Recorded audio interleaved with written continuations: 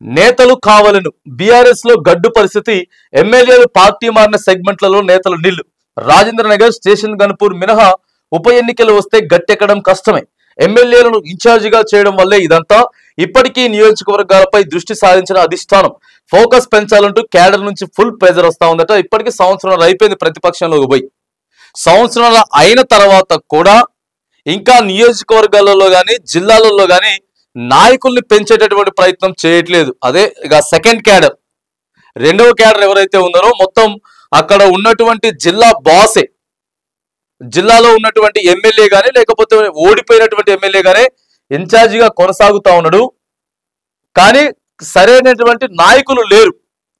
అంటే పాత నాయకులే ఇంకా కొనసాగుతా ఉన్నారు. ఎప్పుడైతే ఎలక్షన్ ఉన్నప్పుడు ఓడిపోయినటువంటి నాయకులు అయితే ఉన్నారో ఆ నాయకులే, అంటే ఎమ్మెల్యేలకు సంబంధించిన 3-4 మంది క్రియాశీలకంగా పనిచేస్తున్నారు. అట్లా కాదు, సెకండ్ క్యాడర్ లో ఎవరైతే కష్టపడుతున్న నాయకులు ఉన్నారో వాళ్ళని గుర్తించి ఒక అడుగు ముందుకు తీసుకురావాలి, ఒక మెట్టి ఎక్కించాలి వాళ్ళని అనేది.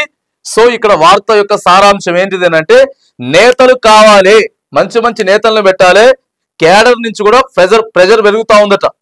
ఎందుకంటే ఇప్పుడు సడన్ గా ఉప ఎన్నికలు వచ్చినాయి అనుకోండి, లేకపోతే స్థానిక సంస్థల ఎన్నికలు రావాలి, సర్పంచులు, తర్వాత జెడ్పీటీసీలు, ఎంపీటీసీలు ఇవన్నీ రావాలి. గెలవాలంటే సెకండ్ క్యాడర్, ద్వితీయ శ్రేణి నాయకత్వం ఏదైతే ఉందో సో వాళ్ళకి ఇంపార్టెన్స్ ఇచ్చి వాళ్ళని జర ముందుకు తీసుకురావాలి. అనేక మంది కష్టపడ్డటువంటి బీఆర్ఎస్ లో నాయకులంతా కూడా వారికి ఇప్పటి వరకు కూడా సముచిత స్థానం లేదు. 2018 గెలిచిన తర్వాత వచ్చినటువంటి నాయకులే పార్టీ మారినటువంటి నాయకులకి, ఆ తర్వాత పాత టీఆర్ఎస్ వాళ్ళకి ఇబ్బందులు అవుతా ఉన్నాయి అనేది కనబడుతా ఉంది. ఇక రాజేంద్రనగర్, స్టేషన్ గన్పూర్ మినహా ఉప ఎన్నికలు వస్తే గట్టెక్కడం కష్టమైనట. మంచి టైం ఉంది, టీఆర్ఎస్ పార్టీకి టైం ఉంది. ఆ తర్వాత మొన్న వరంగల్ సభ కూడా సక్సెస్ అయింది. కాంగ్రెస్ పార్టీ ఇస్తానని చెప్పినటువంటి గ్యారంటీలు, హామీలు ఏవైతే ఉన్నాయో వాటన్నిటిని కూడా నెరవేర్చలేకపోతా ఉన్నది అనేది సో ప్రజల్లోకి బలంగా బీఆర్ఎస్ తీసుకెళ్లగలుగుతుంది.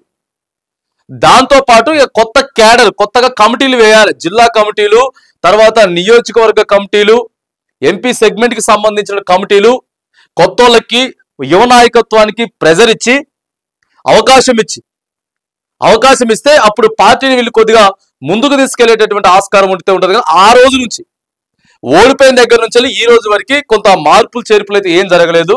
సో అట్లే ముందుకు పోతా ఉన్నది. మళ్ళీ పూర్వవైభవం తెచ్చుకోవాలంటే మాత్రానికి కష్టపడేటోళ్ళని తీసుకొచ్చి కొత్త కమిటీలుగా నూతన ఉత్సాహం, మళ్ళీ టీఆర్ఎస్ పార్టీలో నూతన ఉత్సాహం తెచ్చుకుంటే సింపుల్ గా మళ్ళీ నెక్స్ట్ వచ్చేటటువంటి ఎన్నికల్లో గెలిచేటటువంటి అవకాశం అయితే ఉంటది. సో కాబట్టి మంచి నాయకులు అయితే బీఆర్ఎస్ పార్టీకి కావాలి. సెలెక్ట్ చేసుకొని నూతన ఉత్సాహం, నూతన ఒరవడి, నూతన రక్తం, కొత్త రక్తం నాయకులు అయితే బీఆర్ఎస్ కి తెచ్చుకునే దాంట్లో మరి కొద్దిగా ఇంకా వెనక్కే వెళ్ళిపోతా ఉన్నది. ఇంకా గడ్డి పరిస్థితిగానే ఉంది బీఆర్ఎస్ పరిస్థితి అని చెప్పి సో ఇక్కడ ఒక వార్త అయితే మనకు కనబడతా ఉన్నది.